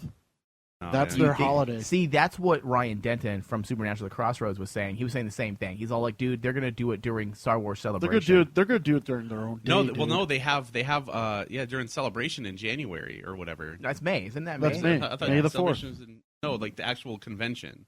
Oh, that's D something. The D. No, there's an actual Star Wars Celebration. It's their own convention. Oh, are you talking the one that goes in Europe? No, there's one in Anaheim. Jesus Anaheim? fucking Christ. I don't know. No, the only one I know of is actually on May He's the 4th. getting mad at you for not knowing, and yet he doesn't even know. Yeah. He's all. It's in April. It's in April 16th and 19th next year in Anaheim Convention Center. So fuck both of you. All right, so the circle is now complete. In 2 weeks, J.J. Abrams will be done with the principal photography on Star Wars Episode 7. In this edition of Star Wars Bits, read about that milestone and get info on the following items. The new London ILM president suggests we'll only get 6 Star Wars movies over the next 10 years. Could Darth Bane now 6 over the next 10 years? How does that break down? It was going to be one movie every year, but they've actually already made an announcement that they're cutting back on that. Remember they were going to do, dude, that's a lot. Yeah, they were going to do one movie every year, and now they've already cut down to 6. 6 movies, which, dude, 6 movies in 10 years is still a lot. That's still a lot. That's still a lot. That's not a whole lot of waiting time between movies, which is fine. Lord of the Rings was like what? A year. One Yeah, movie just per 1 year. year. And Harry Potter, 1 year. All the big franchises were doing 1 year. Star Wars is the only thing with the original, the new trilogy that recently came out that's sticking to the whole 2-year thing. 2-year thing? Oh, Star Trek. Star Trek is going every 2 years. Yeah, Star Trek's every 2 years. I think I like that more than the whole 1 year thing because if you look at it, I'm not. Hey, Mike. Dude, it just seems like you're rushing things after a while. I mean, look what happened to Harry Potter. Harry Potter, honestly, great series, but later on, you could kind of tell that basically that grind of a movie per year was taking its toll, not just on the cast, but also on the production value. Yeah. Well, then again, but remember, this will be a whole different production team. The only people that are going to be involved is the general Lucas producers, Lucasfilm producers. But for the most part, it's going to be a whole new team each film. Even the trilogy has a new director every episode. That even makes it even more imperative that they actually make it 2 years because if you think about it, a new team comes in. They only have a year to actually get ready. Yeah, and also, I don't think we need a year, even though I would like to. In the grand scheme of things, we're going to have books, comics, and TV shows that also interconnect. Yeah. That's going to be a lot. And within 10 years, they're going to flood the expanded universe so much that they're going to have to start over again. Don't play with me, man. Here we go. Let's start with the movies, the 6 movies. Okay. The plan for a movie per year starting in 2015 has been scaled back to give each film more time. Okay, as you were saying, David. The years before the release of Star Wars Episode 7 are being counted in the 10. Okay? Lucasfilm hasn't committed to any movies after the next 6, being Episodes 7, 8, and 9, and then the Gareth Edwards spinoff, the Josh Trank spinoff. Is that how you say it? Trank or Trank? Trank. And then another one. Anything after that is still up for discussion. So the only 6 confirmed films are the new trilogy and then the 3 spin-off films. Nothing else has been set in stone yet. So I'm leaning towards number 3, but it's worth thinking about. Also, the new ILM office has one of the Ollie Moss Star Wars posters up in his image. All right, this is just talking about some stuff that doesn't apply to this article. Uh-huh. Oh, that's funny. John Boyega left Twitter. I wonder if he left. It says he's not on Twitter anymore after the Star Wars announcement. I wonder if he's getting trolled, dude. He probably is, dude. A lot of the new casts are being criticized by a bunch of people. Like, trolls think that a lot of the actors that they chose don't deserve to be in the Star Wars. Well, I was reading an article about just this morning, actually. Ewan McGregor had some words to say to some people in an interview, and he says, "Fuck the fans," basically. He said, "Fuck the wankers, the fucking wankers. Fuck the wankers. These aren't real fans. If they were, they wouldn't attack all of us." Dude, he doesn't. He says the only reason why I don't interact in this article, and I'm paraphrasing, in the article he said the only reason why I don't interact with Star Wars fans is because they never have anything nice to say. And it's true. and he says, and that's the only reason why. He says, I would love to communicate with people, but every time I try, it's never nice. And he says that why do I put myself through that? And he called them fucking wankers. And then, dude, George Lucas read an article last week that someone sent me. I think it might have been Lance. I can't remember, about George Lucas and how it was pertaining to what we said about how, people were bitching about George Lucas and they hated him. And now they want him back because they hate Disney for whatever reason. They have no reason to hate Disney. Yeah. And I read an article about George Lucas, how he says, I think it was 3 years ago, before the whole Disney thing came up, and he actually said that he will no longer make any more Star Wars movies. Remember, he said that before they announced that he was selling to Disney. He said that he's done making Star Wars, that he's no longer going to do them. In the interview, the interviewer asked him, "Why have you decided not to do any more Star Wars movies?" And he said, quite frankly, and he said it it was a video interview. He said it very non-douchey. I actually felt bad for the guy, even though he makes billions of dollars. I felt bad for him, dude. I mean, he said, he's all, why would I want to make something when nobody's happy with what I do? Yeah. And he says, I'm quitting because of the complaints. He's quitting because of the complaints of everything he does in his own story that no one likes. And he says, so I'm going to quit. Why make something when no one likes it? Yeah. So Star Wars fans, please, guys, if you're listening, and you're probably trolling us right now as you're listening, is not all Star Wars fans are like that. I mean, sure, there's got to be people like us that are just cool and just love Star Wars. I'd say 50%. Yeah. And listen, quit attacking people, man. You make them want to leave doing their job and not want to be involved and not want to go to Star Wars conventions at the Comic-Cons because they are afraid of the interaction. You have every right to complain and you have every right to post your opinions, and that's fine. You could be upset, but be respectful. That's the only thing. Be a person, dude. Would you go up to somebody and say, I hate your shit, I hate you, I hate your ideas, this is a stupid... You see this magazine article that you like, Michael? Because I posted an article from Cinema Blend on Reddit that I thought was interesting. It was about 7 things that we want to see in the Star Wars trailer. Yeah. And some guys all quit posting stupid shit on Reddit. And I'm like, what, dude? Don't read the article. If you're not interested in 7 things that you want to see in the teaser, tell me that isn't interesting. 7 things you would want to see in the upcoming Episode 7 teaser. Isn't that... I guarantee you, David, when I said that, you could automatically pop into your mind 7 things that you definitely want to see in the teaser. Absolutely. Because it's a cool topic. And I'm like... And I didn't even respond to the guy because I'm over it. I'm probably going to leave the Star Wars subreddit on Reddit because it's just ridiculous. Like, you can't post anything without someone attacking you. And I'm like... And that's what I'm talking about. And I'm like... Why are you attacking for no reason? I didn't attack you. I didn't even put anything controversial up. And you're attacking an article that I posted. Yeah. And that's what I don't understand. Have your opinions. You can complain about things. We've complained about certain things in episodes 1 through 3. I mean, we make fun of things. This show is a parody show where we make fun of elements that are kind of laughable and some things that aren't laughable. However, just have an opinion and just be respectful with it. You don't need to be a dick. And that's the difference. I mean, the fact that you're. I mean, dude, I'll give you another example. Right now, I'm trying to book an interview with the guy that wrote the Rebels book, the prequel, New Dawn. And, I'm talking to him, and he's a nice guy. And I'm looking at his tweets and people that respond to him, and people are tweeting him for no reason, using his name, okay, at mentioning him. So he gets it, says, dude, you're a horrible writer. I don't know why they had you writing this. And I'm like, really? Can you at least be intelligent enough to maybe write an article, maybe a review, and say why it wasn't good? Like, okay, I didn't really like this, but your unintelligent review was you suck as a writer. Why did you write this? That's not fair. That's not cool. And that's what Star Wars fans do. So many of them do to people, and I can never understand that. Well, because they're not afraid because they know that they can't get attacked. They will be. And honestly, I really want a movement to start against trolls. And not attacking trolls, but you start harassing the trolls back and basically asking them questions they have to answer. We do that on the Supernatural show, the Crossroads show. Yeah. And it's funny because, and also Crossroads is such a good fandom, Supernatural has such a good fandom, that they actually have people called Espion anti-troll, Twitter accounts.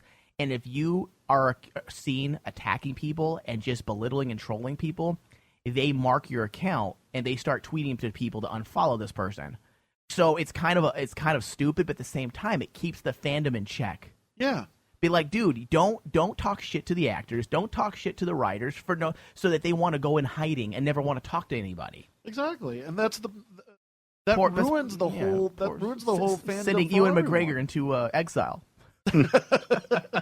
Aye, stop posting shite about Star Wars. You fucking wankers. Oh, man. All right, we need to move on. Warwick Davis is back for Star Wars Episode 7. Is anybody excited about this? I don't really care. Neither do I. I hate to say it, yeah. It was all over the internet. People were all happy. Do you think it's just a nostalgia thing? It's a nostalgia thing. Because I don't really find this. I mean, don't get me wrong. I like the guy, and he's funny, and I like that he's really into it. But what did he play? He played Wicket, right? Yeah. And then what? He was in Episode 1 laughing at Anakin in the pod racing scene, right? He was in the background. Oh, yeah, that's right. Yeah. I mean, so he was Willow. Okay. Yeah, Willow. That's. I mean, I don't understand It's funny how some fans attach themselves to certain people. This guy I've never understood. Like he's never done anything significant. I'm sure the trolls love him. Why are you so short? You fucking idiot. Yeah, why is he so short? He's the only real Star Wars character. I bet you're only a midget because your mother drank while she was pregnant. Oh. You fucking idiot. And what's so bad is that a troll has probably said that to him. That's what I'm saying, dude. Like, that's the kind of shit they say. All right, the last bit of news that we have, and then we're going to move on. That'll be the end of the show, actually, David, is gaming news. May the Force be with you. Star Wars Battle Pod revealed. Now, this dude, I love arcade games. Oh yeah. Makes me. I don't even know where arcades are at. Do we have an arcade in that's Arizona? The problem. Arcades are dead right now. Well, it depends on where you go. Like, there's Dave & Buster's, there's GameWorks. Those are really only 2 arcade places. Do you have arcades in Florida, Doss? Not that I've seen, no. I'm like, so I want to know where we can play this game, because if I had, thousands of dollars, I would buy this. Which is I would see it at Dave & Buster's and GameWorks, dude. I'm gonna go check it out. Some movie theaters have them. Now this Battle Pod looks phenomenal, man. For all you advances, for all of our advances in console and PC hardware, there's still something attractive about the good old-fashioned arcade that vomits out lights and sounds like it's going out of style. I agree, man. And that could be because arcades sure as hell know how to create a singular experience based on a particular game. Take, for instance, the new Star Wars Battle Pod arcade games. Now that's one game that I'd like to do a Kessel run in. So dumb. Dude, this is the old school game. You're completely encompassed in the game. Yeah. You get in it and it closes in around you. And you basically have your whole entire viewpoint is the video game. Yeah. Which is awesome. I wished our technology would allow us to. Do we have things even in the pipelines, you video gamers, where you can do something like that? I mean, I guess Google. The Oculus, yeah. The Oculus. Oculus is it's a headset that's pretty much almost like VR that they're developing. It's still like in super early stages because some people like are developing games for it, but and it's also so this games cause seizures. Yeah, I mean it's so expensive to even just buy a unit, so that's far off. But the whole point of the Oculus is like literally headset, visor, and nothing else. It's basically you literally wherever you look, that's what you see. See, that's cool. That will make these type of games a little bit funner to play. Now, featuring arcade-exclusive gameplay on a unique dome screen, enveloping your entire area of the site, Star Wars Battle Pod will first be available within a U.S. launch in January 2015. Do we know if there's a site where we can find the places that are getting it? Because I would actually go play it. Dude, I will travel to play this. I'm watching the video right now. It looks amazing. It looks pretty awesome. Star Wars Battlefront 3 releases date announcement, trailer gameplay leaked on the news, or leaked, sorry. Now, did you guys see the article I posted on our Facebook page about the old Battlefront scenes? Yeah. It looked pretty fucking awesome. It was cool. It was cool. I think with, I'm not sure if this is a choice by Disney or I don't remember why it was canceled, but looking at that, then looking at the new stuff that EA is doing, like especially DICE, because DICE, or EA Digital, I'm not sure, DICE, the company that's making it, they do all the Battlefield series. They did a few other games, but I mean the new footage looks fucking amazing for the new game. Of course, it's all going to be first person, but that's fine. Yeah. Well, that's the whole point for Battlefront, though, dude. Yeah. It looks pretty good, man. If we didn't know about Battlefront 3 coming out, I would be really disappointed after looking at the what could have happened Battlefront footage. That is true. Because this one looks equally pretty cool. And pretty this looks badass. cool. However, I am disappointed that this is the only Star Wars game that is this the only one that's officially announced, huh? Yeah. Yeah. I mean, you have the mobile games that are actually really popular right now. Are we gonna be getting? Is there a rumor about us getting any MMOs that'll be canon related? There might be, but the thing with MMOs is that anytime somebody makes a new one, pretty much you're going up against World of Warcraft. Yeah. And every time a new one comes out, they attack Warcraft and like this is better than Warcraft. Like you'll want to switch, and then they that shoots them in the foot because that builds up like a huge expectation. They have more content to offer, and then when people play, like, oh, well, I finished this in like, a lot less time than I would like WoW. So I'm going to go back to WoW because there's more content for me to do than there is in this game. Exactly. Justin, are you playing Star Wars Old Republic anymore? No, I haven't played it in a long time. I've been too busy. Because once I start playing, man, it's just really hard to get off of it. I know, and I've been wanting to like kind of fire it up again and play, but because I don't care if it's not canon anymore. It's still freaking awesome, and it's Star Wars. But have anybody heard if the new Disney taking over everything, has it hurt the Old Republic? Actually, has it hurt it? Meaning people are like, oh, this is not canon anymore. No, I actually read an article. I read an article maybe about a month ago about that, and they actually said that it doesn't hurt it at all because a lot of people are still saying that the Old Republic, because of the time frame that it's set in, it still matters. Yeah. Well, as far as it says, if it it's matters like to thousands of years before everything. Yeah. It's not really going to affect like what's going on right now. Right. And now Disney's not they can't shut it down.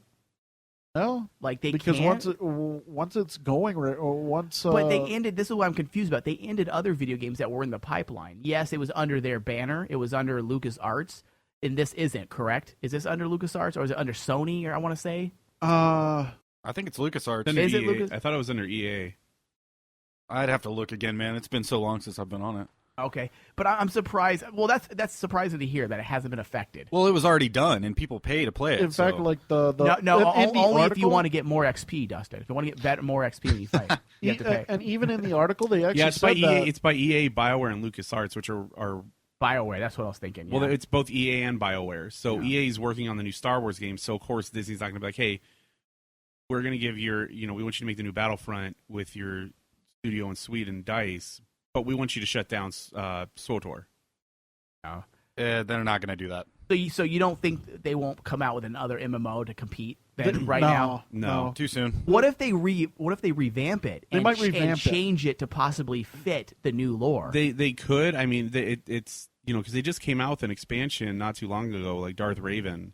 For that, so that's why I wanted to play. Keep getting emails. I want to get I'm gonna have to build a cheap gaming PC just to play it because like doing parallels on my MacBook just doesn't work. I've tried that. Yeah, and so they could do that. They could do what kind of what WoW is doing with their new expansion where they're kind of like revamping areas and shit like that, and they're kind of tying up some things, but I mean that would be a good idea if they were just to revamp it, because rather than rebuilding something from the ground up, I mean every MMO, and I'm not an expert on them, but I've played a lot of them. I know you guys are probably more experts on them, but I know when you play them and they're new, there's always tons of like kinks and things that need to be worked out. Oh yeah, there's always going to be bugs all the time. There's always bugs that needs to be fixed, and this game it's been worked through. It's been worked through. And what I would suggest, is just to revamp it, because I think the gameplay is pretty cool. It takes some of the cool elements from Star Wars Galaxies, if you remember that MMO game. Yeah. Which I loved that game. It takes some of the best elements from that and kind of makes it new and fresh. And instead of doing a whole new game, I mean, I could see them revamping it, changing storylines, changing lore, and making it almost new again.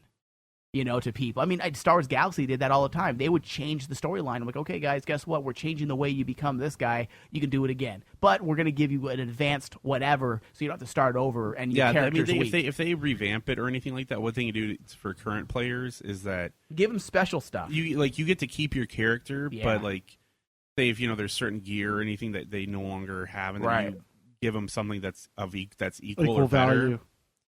Actually better, because they might bitch. They're like, "Oh, well, this is." Well, that's what made me mad about Galaxies is I worked so hard when Galaxies first came out. I played forever. I worked so hard. I had 2 stormtroopers, as pets. You can make them follow you, and I had an AT walking with me, and I also had a dewback. Okay, that would follow you because you could grow pets. So racist. So I had so stupid, and I had all these things that would follow me, and then. They do an update literally without telling anybody, and overnight, guess what? You can no longer carry pets. And I'm like, son of a bitch! I worked so fucking hard to get my stormtroopers. This is a nerd rage right here. So hard to get my stormtroopers, my dewback, and my AT-AT, and you take it fucking away from me. So that was a George Lucas maneuver. Well, yeah, you spend hours, days, like building up your character, and you get it exactly the way you want it. To do raids, to do whatever you're trying to do in the game. And then they come along and change it, and then they're saying, well, guess what? You don't have any of this shit now. Haha. Yeah, people will just be like, I don't even want to play this anymore. I'm not going to go through this again. That's what made me quit playing. I'm like, here you go. Here's a because we're changing everything. You lost your stormtrooper. Here's a cool item. I'm like, great. What am I gonna do with a pair of pink glasses to wear on my character? What does it do? you know how they give you vanity items sometimes? Yeah. Like, Yeah. Awesome! I got a pair of glasses that does nothing. You took my pet and gave me glasses. Thanks, Yeah, asshole. dude, I'm serious. They did shit like that on Galaxies. They're like, hey, we just updated, but hey, for our people who've been with us, because I was one of the first people that started that game, so because you were an original subscriber and subscribed within the first month of the game coming out, you were always given special things when they did updates and they screwed you over. Yeah. So I got stupid things. I was like, great, I got a Sabic table. Sweet. Sweet. Yeah, you can use this as a decorative piece that you can put into your home. And I'm like, great. It does nothing for me. I had 2 stormtroopers. Well, that's what they did in SWOTAR a lot, is if they took something away, they'd be like, here's a pet. Like, wow, thanks.